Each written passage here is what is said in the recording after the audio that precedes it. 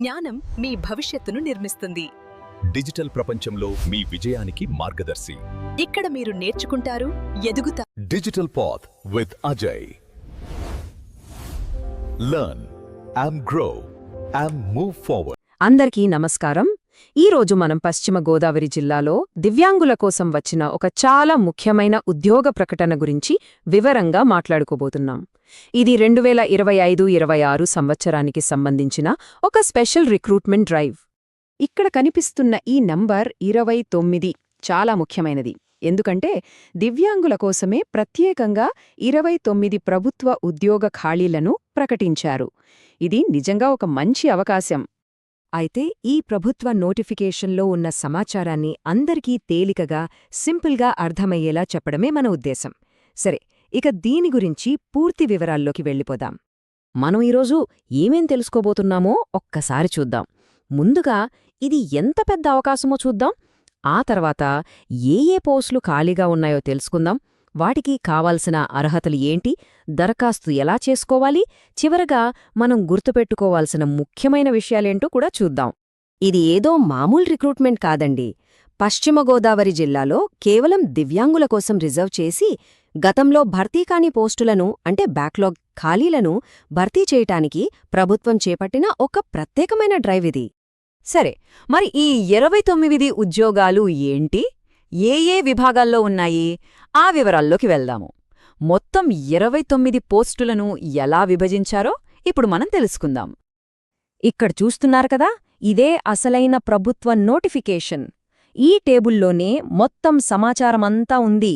మనం చెప్పే ప్రతి మాట ఈ అధికారిక పత్రం నుంచే తీసుకున్నది. సో సమాచారం చాలా ప్రామాణికమైనది. ఇప్పుడు ఆ నోటిఫికేషన్లోనే టేబుల్ను ఇంకా సులభంగా అర్థం చేసుకుందాం. మొత్తం 29 పోస్టుల్లో 17 జూనియర్ అసిస్టెంట్ పోస్టులు, మిగిలిన 12 టైపిస్ట్ పోస్టులున్నాయి. ఈ చార్ట్ చూస్తే మనకు ఇంకా క్లియర్గా అర్థమవుతుంది. చూడండి, మెజారిటీ పోస్టులు అంటే 17 పోస్టులు జూనియర్ అసిస్టెంట్ రోల్ కోసమే ఉన్నాయి. ఇది నిజంగా చాలామందికి ఒక గొప్ప అవకాశం కల్పిస్తుంది. ఓకే, పోస్టుల గురించి తెలిసింది. ఇప్పుడు చాలా ముఖ్యమైన అంశం, అసలు వీటికి ఎవరు అప్లై చేసుకోవచ్చు, అర్హతలేంటి, ఈ వివరాలు జాగ్రత్తగా చూద్దాం. ఇక్కడ కొన్ని ముఖ్యమైన అర్హతలు ఉన్నాయి. అవేంటంటే, దరఖాస్తు చేసేవాళ్లు ఖచ్చితంగా దివ్యాంగులై ఉండాలి, కనీసం 40% వైకల్యం ఉన్నట్లు సర్టిఫికెట్ కూడా ఉండాలి.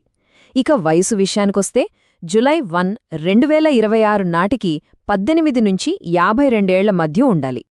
సరే, వయసు గురించి, డిజబిలిటీ పర్సెంటేజ్ గురించి తెలిసింది. కాని చదువు మాటేమిటి? జూనియర్ అసిస్టెంట్కు, టైపిస్టుకు వేరువేరు క్వాలిఫికేషన్స్ ఏమైనా ఉన్నాయా అనే ప్రశ్న వస్తుంది కదా. దీనికి సమాధానం అఫీషియల్ నోటిఫికేషన్లోనే ఉంది. అంటే జూనియర్ అసిస్టెంట్కు ఏం చదివే ఉండాలి, టైపిస్టుకు ఏమన్నా టెక్నికల్ స్కిల్స్ కావాలా, ఇలాంటి పూర్తి వివరాల కోసం దయచేసి పూర్తి నోటిఫికేషన్ను చాలా జాగ్రత్తగా చదవండి. మనమిక్కడ ఒక గైడెన్స్ మాత్రమే ఇస్తున్నాం. అర్హతలు సరిపోతే ఇంక నెక్స్ట్ స్టెప్ అప్లై చేయడమే కదా.